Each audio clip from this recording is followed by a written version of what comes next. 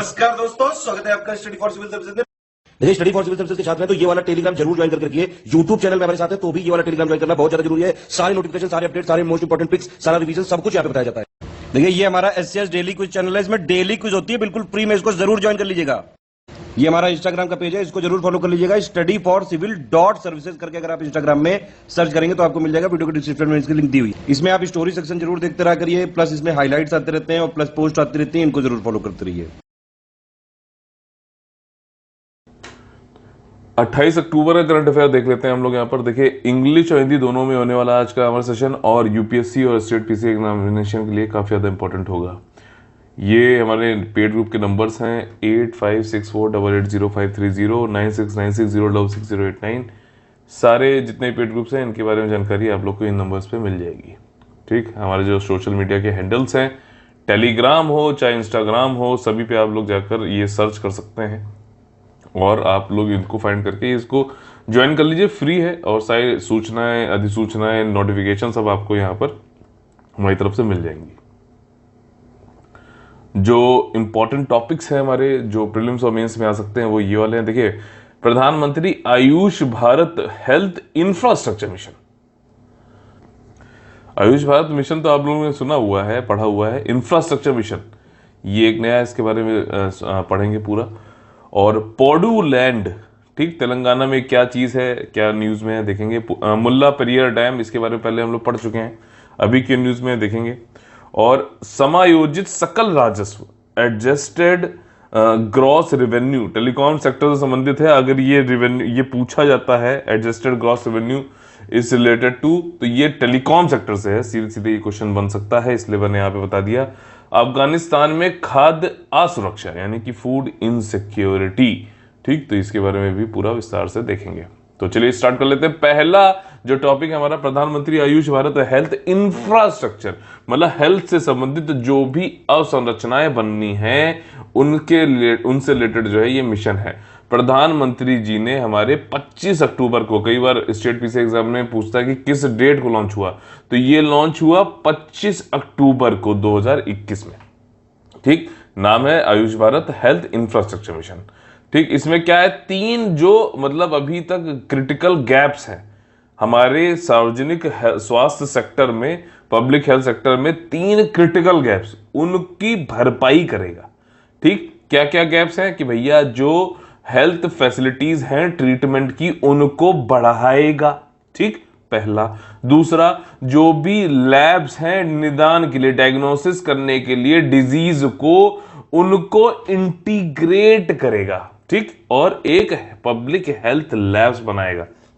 अभी आपने देखा होगा कि कई सारे जो है निजी, जो है प्राइवेट जो है लैब्स होती हैं डायग्नोसिस वाली, ये डायग्नोस्टिक सेंटर, वो डायग्नोस्टिक सेंटर, तो एक इंटीग्रेटेड बड़ा सा पब्लिक हेल्थ लैब बनेगा, ताकि लोगों का बहुत ज्यादा फीस लेते हैं यार ये प्राइवेट वाले, खून की जांच होनी है, सब होनी, तो ये बनेगा। ठीक, ताकि सस्ते में भी हो सके और सभी को मिल सके।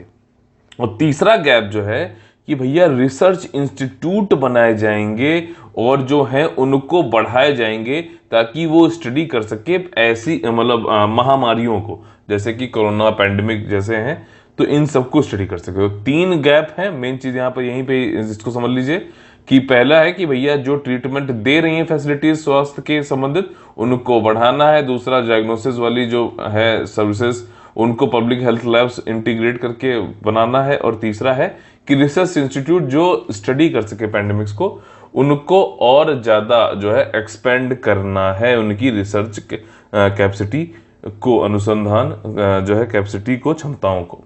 ठीक, तो यहाँ पे देखिए, वैसे तो आपका ये आयुष्मान भारत इंफ्रास्ट्रक्चर मिशन जो है ये इंडिया की पूरे पैन इंडिया लेवल की स्कीम है। 2005 से चालू हुई थी, मतलब जो है फॉर क्रिएशन इम्प्रूवमेंट जो है पब्लिक हेल्थ इंफ्रास्ट्रक्चर में, हर डिस्ट्रिक्ट में इम्प्लीमेंट करनी है, और 2021-22 से 2025-26 तक चलेगी, 5 साल। ठीक, पहला कंपोनेंट जो है इसको देख लेते हैं थोड़ा विस्तार से। यहाँ पर वो यहाँ पे देखिए यही चीज बताएगी कि कंप्रेहेंसिव सर्विलांस किया जाएगा, इन्फेक्शन जो भी डिजीजेस हैं, इन्फेक्शन जो संक्रामक रोग हैं उनका, ठीक, निगरानी रखी जाएगी। हर डिस्ट्रिक्ट के लेवल पे एक इंटीग्रेटेड पब्लिक हेल्थ लेबोरेटरी होगी 730 डिस्ट्रिक्ट में, और national centre for disease control बनाया जाएगा, और ये इंटीग्रेटेड नेशनल लेवल पे जो है आपका integrated health information platform, information ताकि डेटा वेटा इकट्ठा हो सके। सेकंड कंपोनेंट है कि भैया डायग्नोसिस और ट्रीटमेंट फैसिलिटी के लिए आपका डिस्ट्रिक्ट लेवल पे तो 17,788 न्यू रूरल में हेल्थ एंड वेलनेस सेंटर बनेंगे, ठीक, इतने, और 11,000 अर्बन एरिया में, शहरी एरिया में हेल्थ एंड वेलनेस सेंटर बनेंगे, ठीक। क्रिटिकल केयर हॉस्पिटल ब्लॉक्स बनेंगे हर जो है 602 डिस्ट्रिक्ट में, जहां पे पॉपुलेशन 5 लाख से ज्यादा है, वहां पे क्वेश्चन बोल देगा कि जहां पे पॉपुलेशन 50 लाख से ज्यादा है, तो देख लीजिएगा, अगर 50 लाख से ज्यादा अगर यहां पे उसने लिख भी दिया तो ऐसी 600 डिस्ट्रिक्ट नहीं है, 600 डिस्ट्रिक्ट इंडिया में, 50 लाख से ज्यादा कितनी डिस्ट्रिक्ट होंगी, ठीक, वो कम होगी। तो ये लॉजिक होते हैं, यहीं से आंसर आपको निकालना होता है। मान लीजिए जिससे क्वेश्चन पूछ रहा है कि ये क्रिटिकल केयर हॉस्पिटल ब्लॉक बनाना है, वो नहीं भी पता है, तो आपको ये तो पता है ना कि 50 लाख जो है 600 डिस्ट्रिक्ट नहीं है भारत में, तो 50 लाख से ज्यादा पॉपुलेशन वाली, तो इस तरीके से भी आपको, मतलब आपको दिमाग के सारे चक्षु खुले रखने हैं, ये चीज है एग्जाम में। और स्टेट लेवल पे 15 हेल्थ इमरजेंसी ऑपरेशन सेंटर बनेंगे, critical care hospital block 12 government of India hospital भी सेटअप किए जाएंगे, ठीक। सिंपल चीजें हैं जो मैंने पहले बताया, कंपोनेंट 3, ठीक है ना, उन पे जोर ध्यान रखिएगा। तीसरा किससे संबंधित है, रिसर्च से संबंधित है, तो यहां पर देखिए रिसर्च लैब, स्टेट लेवल पे 15 नई बायोसेफ्टी लेवल 3 लेबोरेटरीज बनाई जाएंगी, और नेशनल लेवल पे 4 नई regional national institute for virology बनाया जाएगा, रीजनल रिसर्च प्लेटफॉर्म होगा WHO south east Asia region के लिए, ठीक, ये सारी चीजें हैं। अगला जो हमारा टॉपिक है वो है आपका पोडू, ठीक, तेलंगाना जो है वहां पे पोडू से संबंधित है। पोडू क्या चीज है, शिफ्टिंग कल्टीवेशन है। शिफ्टिंग कल्टीवेशन समझ रहे हो, जैसे मान लीजिए ये जंगल है पूरा, ठीक, ये एरिया जंगल है, इसमें यहाँ पे इन्होंने इस एरिया में जाके जो है जलाया इसको, ठीक, जला के जो है यहाँ पे जो भी न्यूट्रिएंट्स थे उसके हिसाब से खेती करी, और जब ये खेती फसल काट ली तो फिर इस एरिया को छोड़ दिया, फिर दूसरी जगह गए, वहां का जंगल काटा, फिर वहां पे कर दिया, इसको जगह छोड़ दिया, फिर धीरे धीरे ये यहाँ पे फिर से उपज हो रही है पेड़ों की, पौधों की, और वो कम से कम 15-20 साल लगेंगे, अगर ये मतलब अनटच्ड रहा तो अपना जो है फिर से यहाँ पर पेड़ वेड़ निकल आएंगे।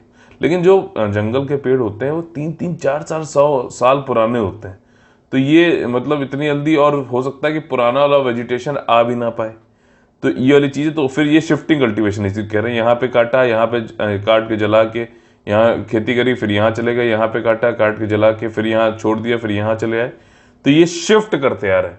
तो ये शिफ्टिंग कल्टीवेशन का ही एक नाम है पोडू, ठीक। अगर आप एनसीईआरटी पढ़ेंगे तो शिफ्टिंग कल्टीवेशन के और भी कई सारे नाम हैं जो एनसीईआरटी में दिए हुए हैं, और हो सकता है वहां पे जैसे स्टेट पीसी एग्जामिनेशन तो यही पूछ सकता है कि बताइए मैच द फॉलोइंग में, कि पोडू किसमें, सामने लिख देगा यूपी, तो वो क्या हो जाएगा, खत्म हो जाएगा। इसी को एक जगह क्या बोलते हैं, झूम कल्टीवेशन बोलते हैं, शिफ्टिंग कल्टीवेशन को बोलते हैं कि नहीं बोलते हैं।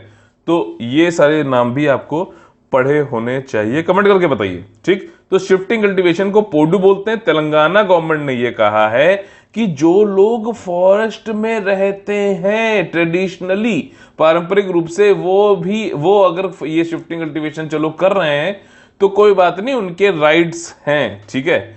लेकिन जो लोग ट्राइबल नहीं है, फॉरेस्ट डॉलर्स मतलब जंगलों में रहने वाले पारंपरिक रूप से नहीं है, और जो लोग नॉन एग्रीकल्चर है, जा रहे हैं फॉरेस्ट में काट काट के इस तरीके से पोडू यानी कि शिफ्टिंग कल्टीवेशन कर रहे हैं, हम उनके लिए जो है एक नया इनिशिएटिव लेके आए हैं, जिसमें कि लैंडलेस, जिनके पास जमीन नहीं है और ट्राइबल नहीं फार्मर्स है और शिफ्टिंग कल्टीवेशन पोडू कर रहे हैं, तो उनको फॉरेस्ट एरिया से निकाल के फॉरेस्ट के इर्द गिर्द जमीन देंगे, ताकि वो वहां पर अपनी जो है एग्रीकल्चर कर सकें, अपनी जिंदगी जीवन यापन कर सकें। तेलंगाना ने ये चीज बोला है। उद्देश्य क्या है इस सब के पीछे, कि डिफॉरेस्टेशन जो हो रहा है, आपका जो वनों में जो है कटाई की जा रही है, उसको रोका जा सके, ठीक।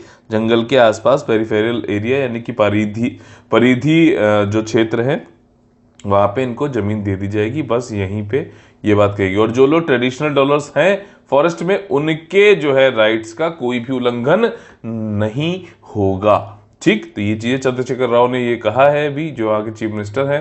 प्रोटेक्शन फॉरेस्ट लैंड का जो है कि पे लोगों का जो है अतिक्रमण ना बढ़े, इसके लिए किया जा रहा है, और उनका अधिकार लाइवलीहुड आजीविका जो भी है ट्रेडिशनल फॉरेस्ट डीलर्स का, वो नहीं जो है खराब किया जाएगा। ठीक, ये 4-5 बार मैं आपको इसलिए बता देता हूँ कि बिल्कुल आपके दिमाग में फिट हो जाए।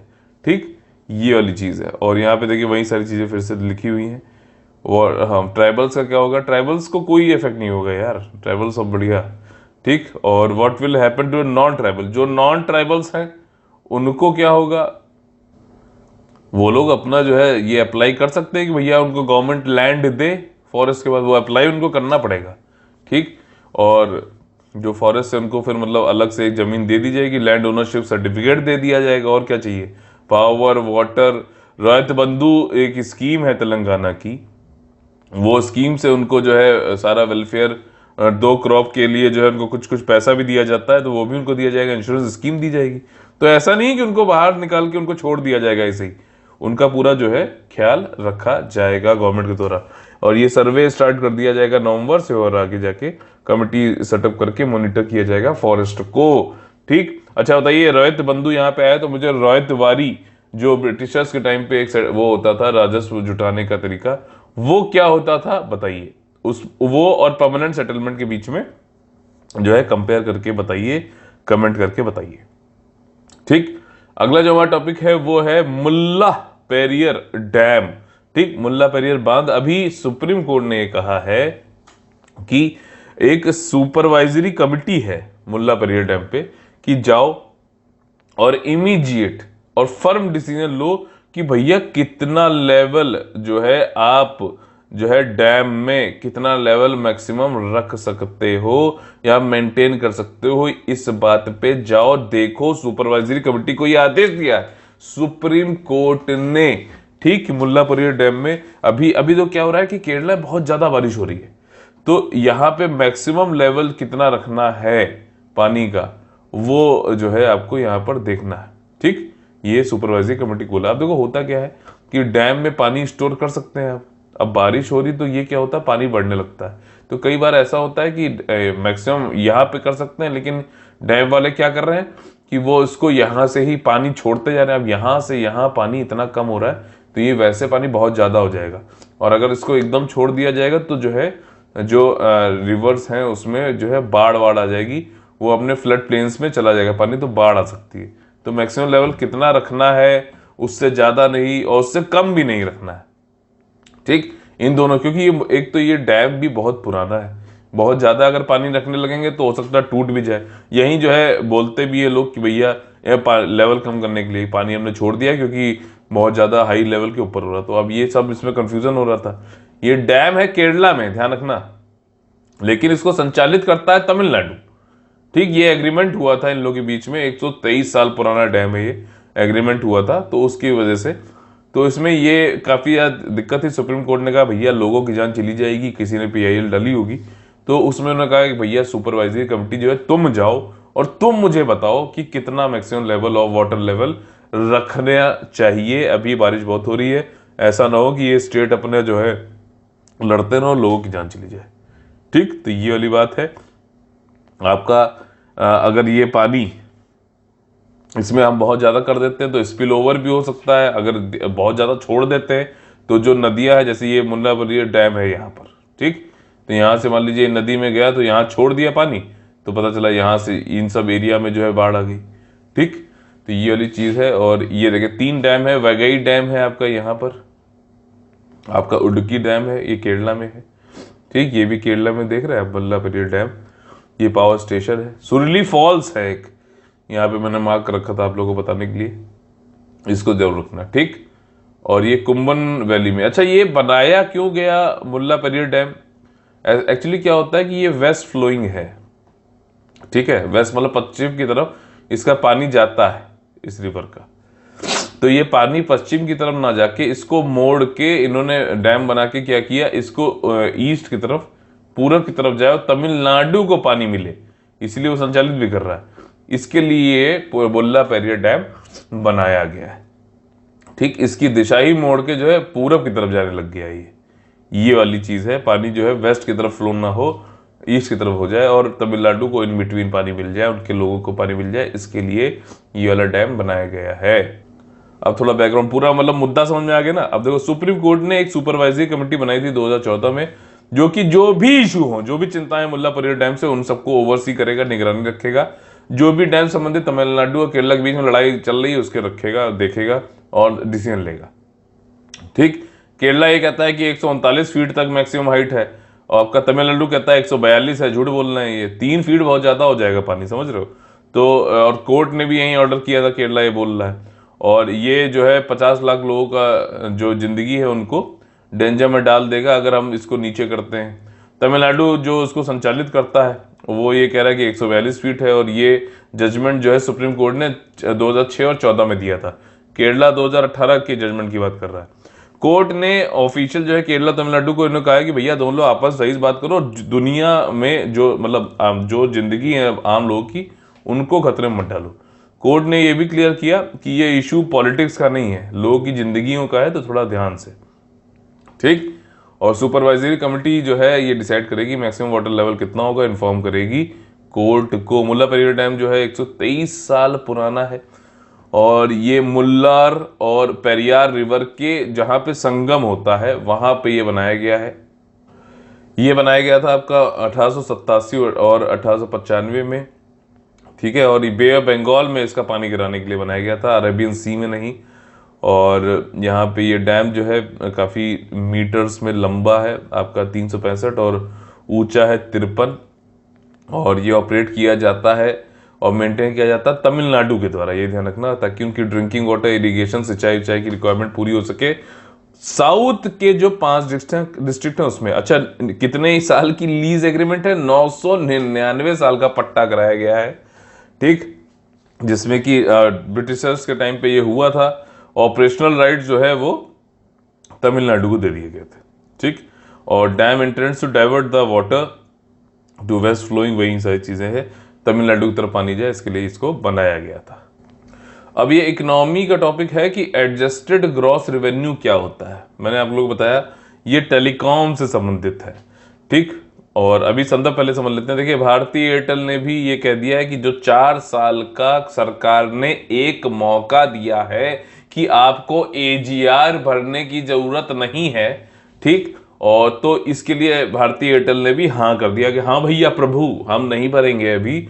और ये पहले काम जो है वोडाफोन आइडिया कर चुका है कि एक्सेप्ट ऑफर कर लिया था, ठीक है हम जो है आपका एजीआर 4 साल तक जो आपने मोहलत दी है वो 4 साल के बाद से हम अपना एजीआर रेवेन्यू जो है आपको देंगे, अभी नहीं देंगे। ठीक, 4 साल की मोहलत, रिलीफ पैकेज ये एक तरीके से दिया गया है। अच्छा, अब एजीआर आपके दिमाग में आ रहा होगा एग्जाम्पल, मतलब क्वेश्चन की ये एजीआर होता क्या है। तो इसके नाम में है, एक तो राजस्व है, किसको जाएगा रेवेन्यू, ये गवर्नमेंट को। किसके द्वारा दिया जा रहा है, टेलीकॉम सेक्टर्स में जो प्लेयर्स हैं, ये टेलीकॉम प्रोवाइडर्स जो है, भारतीय एयरटेल, वोडाफोन, जियो, ये सारे। ठीक, राजस्व है गवर्नमेंट के लिए। ग्रॉस है, ग्रॉस इसमें ये कह रहा है, सकल ये कह रहा है कि जो टेलीकॉम जो कंपनियां होती हैं, ठीक, वो कुछ जो है कॉलिंग से, इंटरनेट से, ठीक है ना, इनसे पैसा कमाती है, टेलीकॉम का जो उनका काम है उससे। तो ये टेलीकॉम वाली चीजें हो गई जो जिसके लिए टेलीकॉम कंपनियां बनी। और उसके अलावा नॉन टेलीकॉम जो इनके प्रॉफिट होते हैं, जो कंपनियों के जो रेवेन्यू होते हैं, उनको भी जो है आपका ग्रॉस रेवेन्यू एजीआर में जोड़ लिया जाता है। टेलीकॉम वाले कहते हैं कि भैया हम लोग जिसके लिए कंपनियां बनी है टेलीकॉम के लिए, बहुत ध्यान से सुनना, ये पूछ सकता है कि टेलीकॉम की जो सर्विसेज हम प्रोवाइड करते हैं उसमें से जो रेवेन्यू बनता है उसमें लगाओ ना यार ये रेवेन्यू अपना आप शेयरिंग। ठीक है ना, आप इसमें क्यों लगा रहे हो। जैसे कि हमने मान लीजिए कोई अपने एसेट बेच दिए, टावर थे किसी के पास, कंपनी में जो टावर लगे रहते हैं ना जिससे सिग्नल आता है, वो टावर मान लीजिए हमने बेच दिए, तो वो यार हमारा टावर, हमने एक एसेट था वो बेचा अपना, तो उसको क्यों जोड़ रहे हो टेलीकॉम वाले। तो इसमें विवाद था। खैर गवर्नमेंट ने कहा नहीं, एजीआर तो यही होता है जो टेलीकॉम सर्विसेज पे जो रेवेन्यू है वो और नॉन टेलीकॉम सर्विसेज दोनों को जोड़कर एजीआर ग्रॉस रेवेन्यू बनाया जाता है। इसी को एडजस्ट करके जो है समायोजित करके जो है जो निकलता है उसको एजीआर बोलते हैं और ये टेलीकॉम कंपनीज को देना होता है। ये बहुत ही ज्यादा था वोडाफोन के लिए। ठीक, करीबन मेरे ख्याल से 1 लाख करोड़ के आसपास था। तो ये जो है इन लोग को अभी मोहलत मिल गई, 4 साल बाद देना है। और भारतीय एयरटेल ने भी कह दिया, इनके पास भी था, इतना नहीं था लेकिन था, इनको भी जो देना, और वो भी उन्होंने कह दिया कि हम 4 साल के बाद देंगे। साथ ही साथ दूसरी चीज क्या है, मैंने आप लोग बताया, स्पेक्ट्रम होता है, जो फ्रीक्वेंसी बैंड्स होते हैं जिसमें कि आप इंटरनेट और ये 5G 4G आप लोग खरीदते हो, ये कंपनियां खरीदती हैं, और उसका पेमेंट जो होता है तो वो भी पेमेंट बहुत ज्यादा हजारों करोड़ रुपए में होता है। तो उसको भी मोहलत भारतीय एयरटेल को अब मिल गई है, उन्होंने खुद भी ऑप्ट कर लिया है कि 4 साल के बाद देंगे। मोरेटोरियम है, माफी नहीं हुई है, ठीक है, 4 साल की मोहलत है। ठीक, तो ये वाली चीज है आपका AGR और स्पेक्ट्रम पेमेंट जो है 4 साल बाद देंगे। अच्छा, यहां पर जो इंटरेस्ट पेमेंट होता है, जैसे ये AGR है, ये AGR अगर नहीं दे रही है टेलीकॉम गवर्नमेंट या टेलीकॉम कंपनियां, तो उस पर जो है ब्याज भी चलता रहता है। तो जितना आप लेट, अभी क्या है कि अभी तो 4 साल के बाद दे रही तो ब्याज वाज नहीं रोक दिया गया, अदरवाइज मान लीजिए 100 रुपए हुआ तो कुछ ब्याज के परसेंटेज के हिसाब से 1 साल आपने मान लीजिए नहीं दिया, तो ये मान लीजिए 10% का था, तो ये अगले साल 110 रुपए हो गया। ठीक, तो ये चीज है। तो यहाँ पे सरकार ने इनको ये भी कहा था कि आप या तो भैया पैसा दे दो AGR वाला, अभी नहीं, मतलब 4 साल पहले, ये मोरेटोरियम से पहले, या फिर मोरेटोरियम के बाद भी आप ये कर सकते हैं। टेलीकॉम कंपनियां, गवर्नमेंट ने बोला कि या तो आप इसका पैसा दे दो हमें, और या फिर आप अपनी कंपनियों में जो इक्विटीज हैं, ये कई लोग समझ नहीं पाते, इक्विटी मतलब होता है शेयर, शेयर बाजार वाला शेयर, और जो मतलब आपकी कंपनी में हमको साझेदारी मिल जाए, वहां के कुछ स्टेक्स मिल जाए। मान लीजिए आप टेलीकॉम कंपनी के मालिक हैं, आपके पास 100% पूरे हिस्सेदार आप ही मतलब आपके पास है, तो उसमें से मान लीजिए 20 रुपए का AGR हो रहा है, तो 20 रुपए की कंपनी, ये 100 रुपए की कंपनी भी है, तो आप 20% हमें स्टेक्स दे दो, इक्विटीज दे दो, शेयर्स दे दो। ये चीज यहां पर गवर्नमेंट की तरफ से बोली जा रही है। ठीक, यही सारी चीजें इसमें बताई गई हैं जो मैंने आपको अलग से एक साथ बताया है। ठीक, 4 साल का मोरेटोरियम है और 90 दिन का टाइम दिया गया है कि वो कन्वर्ट भी कर सकते हैं अपनी इंटरेस्ट का जो पेमेंट करना है उसको इक्विटीज में, मतलब शेयर दे दें अपनी कंपनियों के, तो हमें कोई दिक्कत नहीं, वो भी कर सकते हो, या तो पैसे दो या दे दो। ठीक, AGR क्या होता है, ये लाइसेंस फी, स्पेक्ट्रम चार्जेस जो देने हैं उसमें ये सब रेवेन्यू शेयरिंग के हिसाब से होता है। रेवेन्यू अमाउंट जो है वो यूज टू कैलकुलेट किया जाता है AGR के हिसाब से। AGR जो है आपका, जो भी टेलीकॉम की अपने रेवेन्यूज हैं वो, और जो नॉन टेलीकॉम सोर्सेज जैसे डिपॉजिट इंटरेस्ट मिल रहा है, सेल ऑफ इंटरेस्ट एसेट हो रहा है, इन सब के भी पैसे जोड़े जाते हैं AGR में। ठीक, और जो AGR कंपनी, ये रेवेन्यू जनरेट किया जाता है टेलीकॉम। अच्छा भाई, कंपनियां ये कह रही हैं कि भैया जो टेलीकॉम सर्विसेज हम दे रहे हैं उससे लो ना यार, नॉन टेलीकॉम वाले क्यों जोड़ रहे।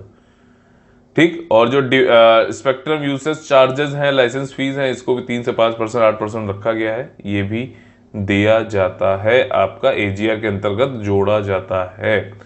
पैकेज में देखिए वही सारी हेल्प मिलेगी, एक तो 4 साल की मोहलत मिलेगी, इसके अलावा जो पैकेज गवर्नमेंट की तरफ दिया गया है ताकि ये हेल्दी कंपटीशन बढ़ सके, कंज्यूमर को दिक्कत ना हो और लिक्विडिटी रहे, ये सारी चीजें टेलीकॉम सर्विसेज प्रोवाइडर्स को हेल्प करना। देखो ऐसा है, मेन बात बताऊं, अगर आप लोग एनालिसिस करना जानते हो, भारतीय जैसे वोडाफोन है, वोडाफोन के ऊपर कर्ज है, तो कर्ज वो किससे लिया उसने, SBI जैसे बड़े बड़े बैंकों से लिया हुआ है।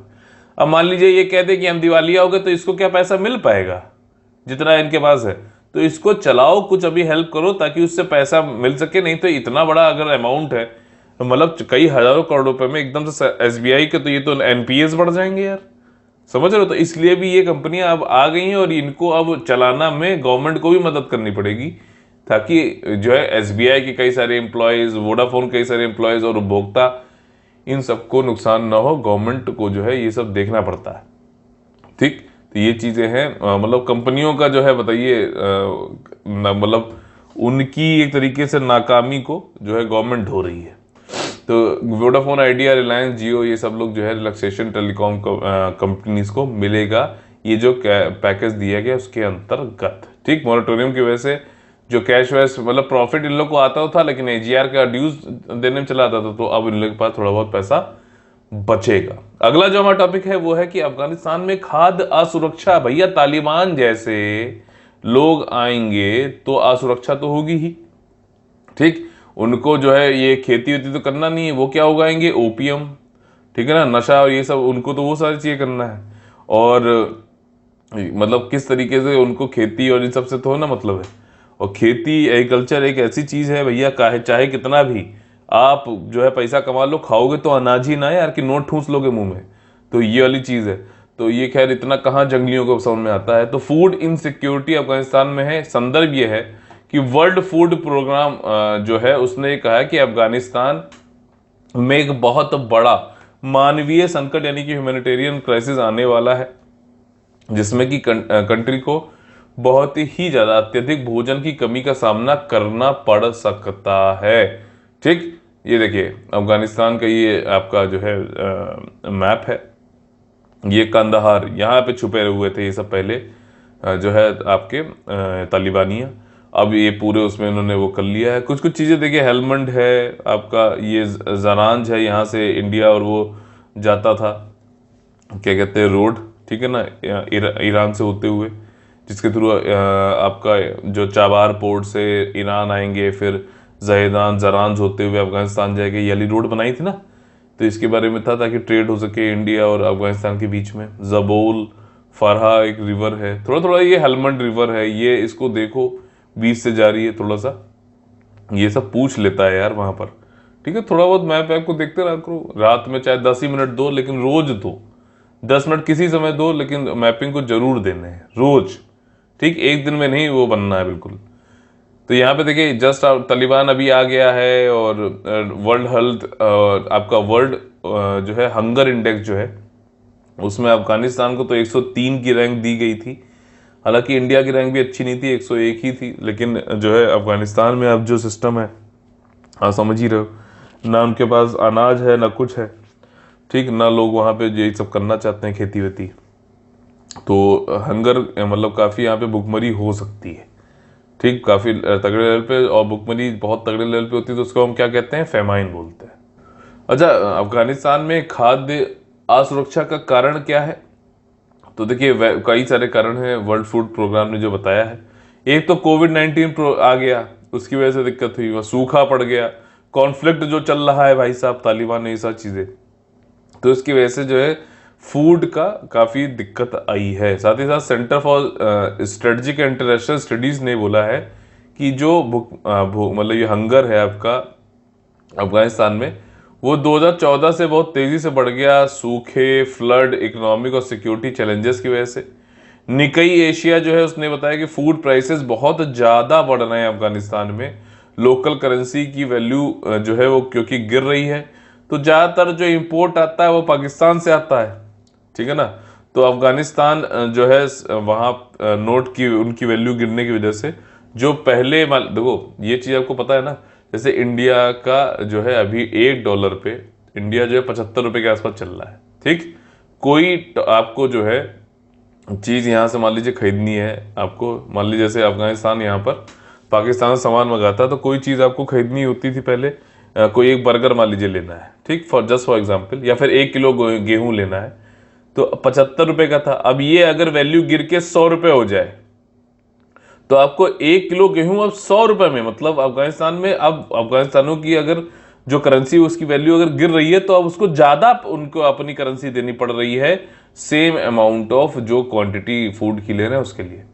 समझ रहे हो, अगर यही 75 की जगह 50 हो जाए तो क्या है, तब तो भैया अगर ये एक जो अनाज की बोरी जो 1 किलो है, अगर मान लो ये आपका 50 रुपए का ही था, ठीक, 1 किलो, तो अब यहाँ पे अगर 50 रुपए का हो जाएगा, तो हम क्या यार 100 रुपए में तो 2 किलो खरीद लेंगे। अगर 100 रुपए का हमारी जो करेंसी गिर गई, तो हम कितना खरीद पाएंगे, तो मान लीजिए तो हम अब एक ही खरीद पाएंगे किलो। समझ रहे हो, मतलब सीधी सी बात है, अगर ये मतलब मान लो जो $1 का होता, अब डॉलर के लिए जैसे जैसे वो बढ़ रहा है, आपकी डिवैल्यू हो रही है, अगर ये 75 से 100 150 रुपए, तो हमें ज्यादा पैसे देने पड़ रहे हैं ना $1 के लिए। तो यही चीज यहाँ पे हो रही है, इसकी वजह से भी इम्पोर्ट, अब इम्पोर्ट फिर आप कम कर पाओगे यार, पैसे तो आपके पास उसी हिसाब से। और बाकी और जो कंट्रीज हैं जहाँ से इम्पोर्ट करता है ये अफगानिस्तान, वो है India, south Korea, UAE, Turkey और ईरान से। ठीक, और क्या किया जा सकता है भैया कि कलेक्टिवली एक्ट करना पड़ेगा अफगान सिविलियंस के लिए, तालिबान का वायलेंस को कम करना पड़ेगा, रिफ्यूजी क्राइसिस से निपटना पड़ेगा, इंडियन एंगेजमेंट, मतलब हमें तालिबानियों से बात एंगेज रहना चाहिए, बात करनी चाहिए, हमारे पीस वहाँ पे मेंटेन करने के लिए हमें कुछ ना कुछ करना चाहिए वहाँ पर। जो शंघाई कोऑपरेशन ऑर्गेनाइजेशन है उसमें उनके साथ में जो अफगानिस्तान को जो है, और एक सेंट्रल एग्रीकल्चर एक आर्किटेक्चर उसके साथ में बातचीत होनी चाहिए। यूएसए, ईरान, चाइना, रशिया, ये सब लोग और इंडिया को मिलाकर ये सब लोग अफगानिस्तान में स्टेबिलिटी, स्थिरता बनी रहे उसके लिए भी कार्य करना चाहिए। ठीक, ये सारी चीज़ें देखते हैं तालिबान को। लेकिन ऐसा है ना कि आप एक जो है मतलब ठीक ठाक सोच वाले इंसान से तो आप बातचीत कर सकते हो, जंगलियों से क्या बात करोगे, वो वाली चीज़ है। खाली हालांकि देखते हैं क्या होता है। अगला जो हमारा सेक्शन होता है उसमें हम लोग एमसीक्यू कैसे सॉल्व करें इसको देखते हैं। दादा साहेब फाल्के अवार्ड से संबंधित कुछ कथन दिए गए हैं। ये मतलब कंट्री का सबसे बड़ा फिल्म के लिए ऑनर जो दिया जाता है वो है, और किस लिए दिया जाता है, outstanding contribution for the growth and development of Indian cinema. क्या ये स्टेटमेंट सही है? ठीक, भारतीय सिनेमा के उत्थान और विकास में उत्कृष्ट योगदान के लिए दिया जाने वाला देश का सर्वोच्च फिल्म सम्मान का नाम क्या है? दादा साहेब फाल्के। दादा साहेब फाल्के अवार्ड जो है ये 1972 चालू गया था। सही है क्या? अभी रजनीकांत को दिया गया है ये 51वां दादा साहेब फाल्के पुरस्कार। तो ये क्या 51वां ही था? रजनीकांत तो आप लोग को पता ही होगा कि हाँ इसको दिया गया है, इनको दिया गया है अभी, लेकिन क्या ये 51वां ही था? क्या ये 1972 में ही चालू हुआ? ये सारी चीजें आपको देखनी चाहिए जो क्वेश्चन में यहाँ पे वो खेला खेल सकता है। ठीक, तो देखिए यहाँ पे दूसरा स्टेटमेंट जो है वो गलत है। 1969 यानी कि 1969 में चालू किया गया था। पहली बार दादा साहब फाल्के अवार्ड किसको दिया गया था? First lady of Indian cinema जिनको बोला जाता है, नाम है देविका रानी। देविका रानी जी को दादा साहब फाल्के पुरस्कार 1969 में पहली बार दिया गया, और इनको first lady of Indian cinema भी बोला जाता है। दादा साहब फाल्के जो थे खुद, उन्होंने पहली फीचर फिल्म राजा हरिश्चंद्र जो है वो करी थी, निर्धारित करी थी, मतलब डायरेक्ट करी थी, निर्देशन दिया था, और इनको भारतीय सिनेमा का जनक यानी कि फादर भी बोला जाता है। किसे? दादा साहेब फाल्के को। नाम है दादा लेकिन है पिता किसके? इंडियन सिनेमा के। तो ये चीज है। खैर, तो अगला जो हमारा टॉपिक है, वो जो क्वेश्चन है वो है आपका एनवायरमेंट से संबंधित, और भी प्रोटेक्टेड एरिया से संबंधित। बहुत ज्यादा इंपॉर्टेंट है, पूछता ही है, हर साल पूछ रहा है, स्टेट पीसीएस में पूछ रहा है, यूपीएससी में पूछ रहा है। मुद्दू मलाई टाइगर रिजर्व संबंधित कुछ स्टेटमेंट दिए गए, बताइए कौन सा सही है। देखिए पहला स्टेटमेंट ये कहता है कि मुद्दू मलाई टाइगर रिजर्व जो है वो नीलगिरी बायोस्फीयर रिजर्व। अब मैप खोलो, देखो इसे प्लीज। ठीक, तो नीलगिरी बायोस्फीयर रिजर्व का भी हिस्सा है मुद्दू मलाई टाइगर रिजर्व। क्या सही है कि नहीं है? ठीक, नीलगिरी बायोस्फीयर रिजर्व जो है भारत का पहला बायोस्फीयर रिजर्व था। ठीक, मुद्दू मलाई टाइगर रिजर्व जो है ये आपका वैनाद वाइल्ड लाइफ सेंचुरी केरला में जो उसका भी हिस्सा है। मुद्दू मलाई जो आपका टाइगर रिजर्व है ये बंदीपुर नेशनल पार्क कर्नाटका में जो है उसका भी हिस्सा है। ठीक, मतलब ये एक तरीके से ये है, तो थोड़ा एरिया यहाँ से इसका कर्नाटका कहा जा रहा है, थोड़ा एरिया वैनाद वाइल्ड लाइफ सेंचुरी कहा जा रहा है, ये बंदीपुर कहा जा रहा है। ठीक, आपका ओवरऑल ये नीलगिरी बायोस्फीयर रिजर्व है। मुकुर्ती नेशनल पार्क और साइलेंट वैली जो साउथ में है उनका भी ये थोड़ा सा हिस्सा है। ठीक, मुद्दू मलाई टाइगर रिजर्व। तो क्या अब इसको पढ़ा तो आपने इन सबको पढ़ लिया? ठीक, और ये स्टेटमेंट सही है, पहले बता दे रहा हूं, मैपिंग जरूर करो। ठीक है, अगला ये है स्टेटमेंट की जो है वाइल्ड लाइफ रेस्क्यू रिहेबिलिटेशन, इसमें यहाँ पे खोला जाएगा सेंटर मुद्दू मलाई टाइगर रिजर्व में। ठीक, स्टेप्स लिए गए wild life rescue and rehabilitation centre, और वाइल्ड लाइफ के लिए रेस्क्यू उनको करना है, रिहेबिलिटेट पुनर्वास करना, उसके लिए सेंटर बनाया जा रहा है। और इस रिजर्व में जो मुद्दू मलाई टाइगर रिजर्व है बहुत बड़ी बड़ी घासेस होती हैं जिनको हम लोग एलिफेंट ग्रास भी बोलते हैं। हिंदी में मैंने पढ़ रखा है, इसको सरकंडा भी बोलते हैं। ठीक, एलिफेंट ग्रास इंग्लिश में बोलते हैं। सारे स्टेटमेंट यहाँ पे सही हैं। एनिमल्स जो कैप्चर हो जाएंगे, रेस्क्यू किया जाएगा उनको नीलगिरीज में, और उनको लेके जाया जाएगा अरिगनार अन्ना जूलॉजिकल पार्क, ये जू है। ठीक, इन चेन्नई और या फिर मैसूर जू में लेकर जाया जाएगा आपका ट्रीटमेंट में। अच्छा, जू जो है क्या होता है बताइए? एक्स सीतु होता है कंजर्वेशन या इन सीतु कंजर्वेशन होता है? ठीक, तो ये चीज है। और भी टाइगर रिजर्व जो तमिलनाडु में है, कौन से हैं? Annamalai tiger reserve, Kalakad Mundanthurai tiger reserve और Sathyamangalam tiger reserve. Sathyamangalam tiger reserve वाला क्वेश्चन यूपीएससी पूछ चुका है ये जो है आपका वेस्टर्न घाट्स और ईस्टर्न घाट्स को जोड़ता यहां पर ये स्थित है। तो ये पूछा गया था कि बताइए ऐसा कौन सा टाइगर रिजर्व है नीचे जो कि वेस्टर्न घाट्स और ईस्टर्न घाट्स को जोड़ता है, तो सत्यमंगलम टाइगर रिजर्व था। तो देख रहे हो, मैपिंग अगर नहीं करी आपने तो इस तरह के क्वेश्चन तो आप भूल ही जाओ। वहां पे ये नहीं पूछेगा कि तमिलनाडु में है कि नहीं है। यूपीएस ये स्टेट बेसिस तो पूछ सकता है, यूपीएससी इस टाइप के क्वेश्चन पूछेगा जोड़कर, इनडायरेक्टली, अंडरस्टैंडिंग पर, कॉन्सेप्ट पे। ठीक, तो इसी के साथ में आज का हमारा सेशन खत्म होता है। अगर आप लोग पसंद आए तो प्लीज लाइक बटन तोड़िए और ज्यादा लोगों को जोड़िए, शेयर और सब्सक्राइब कराकर। चलिए कल फिर से मुलाकात होगी, तब तक के लिए आप लोग से लेते हैं अलविदा। जय जय Bharat, all the very best है। वंदे वंदे मातरम।